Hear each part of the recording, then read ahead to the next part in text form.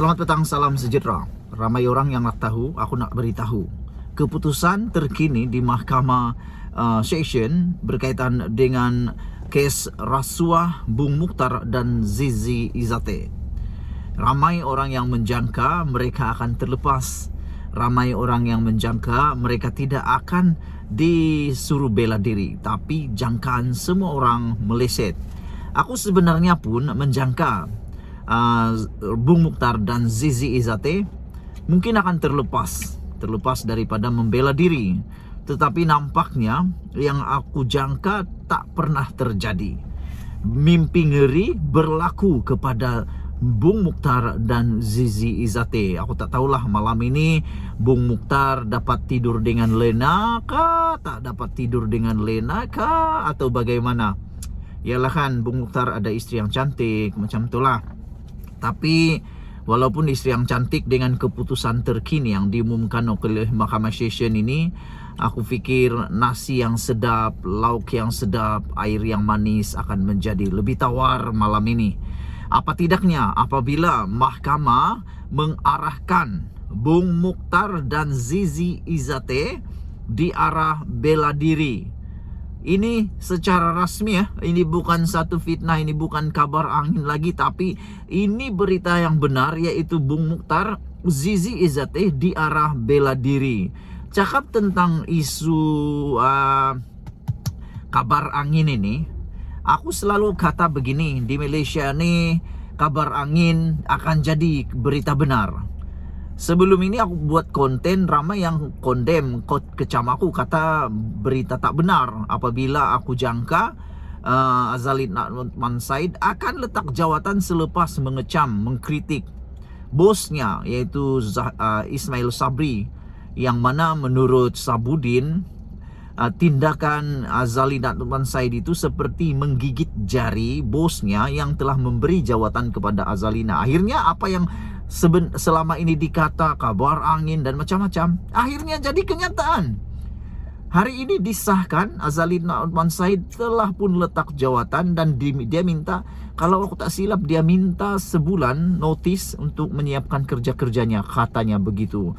Dan menurut tulisan Sabudin, peletakan jawatan Azalina itu adalah kerana bukti yang dia telah melakukan kesalahan terhadap bosnya, yaitu Ismail Sabri Yaakob, bukan bosku Najib Tun Razak ya.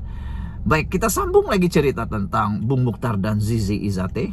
Apa yang berlaku hari ini di Mahkamah Session Kuala Lumpur mengarahkan ahli Parlimen Kinabatangan Bung Mukhtar Radin dan istrinya Zizi Izate Abdul Samad untuk membela diri terhadap pertuduhan menerima rasuah berjumlah RM2.8 juta berhubung pelaburan unit amanah Public Mutual Berhad. Hakim Rozinah Ayub berkata, pihak pendakwaan berjaya membuktikan kes prima facie terhadap pasangan itu di akhir kes pendakwaan. Nah, yang menjadi tren sekarang ini, kata The Twin TV, aku tengok channel dia tadi, siapa yang nak tengok pergi masuk channel dia. Dia kata ada satu tren yang luar biasa berlaku di Malaysia, yang mana yang melibatkan pasangan suami istri. Bila suami terlibat, bila suami dituduh, jangan kata terlibat lah, sebab kita belum tahu kebenarannya, kerana untuk Bung Mukhtar dan Zizi, mereka hanya disuruh bela diri terlebih dahulu. Tetapi yang dituduh, sekarang ini mereka dituduh dan sah dituduh, perlu bela diri. Satu tren sekarang di Malaysia ini, apabila suami dituduh melakukan perbuatan rasuah, salah guna kuasa dan sebagainya, si istri pun terlibat. Begitulah yang berlaku dengan kes Najib dan Rosmah. Najib dan Rosmah bukan saja dituduh, tetapi sekarang ini sama-sama bakal tinggal dalam penjara. Nasib baik bukan penjara yang sama. Rosmah sudah didapati bersalah dengan hukuman penjara 10 tahun, denda 970 juta. Walau bagaimanapun beliau mendapat kebenaran daripada Mahkamah Tinggi untuk menangguhkan terlebih dahulu hukumannya. Tren ini, tren yang amat menakutkan sebenarnya. apabila melibatkan suami istri. Makna kata, ada satu isu yang perlu diperbaiki di Malaysia ini, yang mana istri sepatutnya membimbing, menolong suami, bukan tolong nak buat rasuah. Itu yang harus diperbaiki di Malaysia ini. Dan tren yang kedua pula ialah apabila si bapa jadi ahli politik, si anak pun turut jadi ahli politik. Dan lebih teruk lagi, si bapa dituduh melakukan rasuah, melakukan penyalahgunaan dan sebagainya. Si anak pun terikut-ikut juga dalam isu-isu seperti itu. Kamu tahu, ramai yang disebut-sebut di Malaysia ini, bapaknya kaya, anak pun kaya, dan dipersoalkan dari mana kekayaan mereka.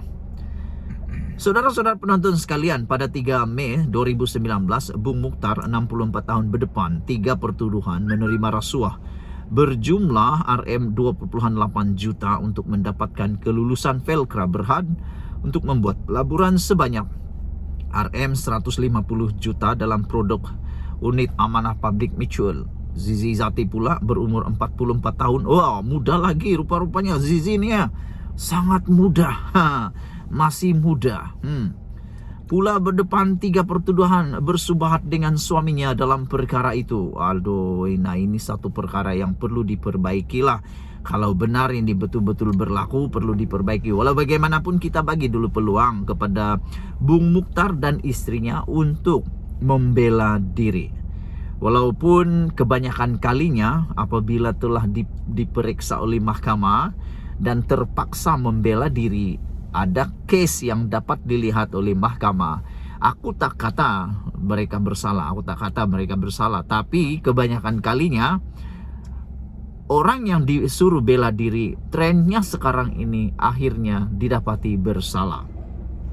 Bung Mukhtar yang ketika itu pengerusi bukan eksekutif Felcra dituduh menerima rasuah tersebut daripada ejen pelaburan melalui Zizi Zati di Public Bank Cawangan Taman Melawati di Kuala Lumpur pada 12 Jun dan 19 Jun 2015. Sebelum kita berpisah, aku nak tanya satu soalan paling kritikal di Malaysia. Bung Mukhtar adalah pengerusi perhubungan UMNO Sabah. Adakah dengan dituduh dan sahnya Bung Mukhtar terpaksa bela diri ini, perlukah Bung Mukhtar berehat terlebih dahulu dalam jawatan itu? Kerana ada orang netizen kata mereka harus berehat terlebih dahulu. Sama seperti Zahid, sama seperti Najib, patut berehat terlebih dahulu. Malaysia kita punya, kita jaga sama-sama. Cintai Malaysiaku. Kita jumpa lagi. Bye-bye.